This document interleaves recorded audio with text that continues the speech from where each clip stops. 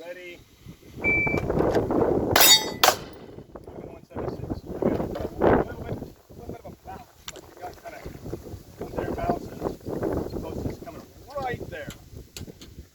So I'm coming out now. Well, it's just on that one, even that 185. It's not bad. It's pretty quick, but it's just the gun comes up and it in slow motion, instead of going bang, it's bang.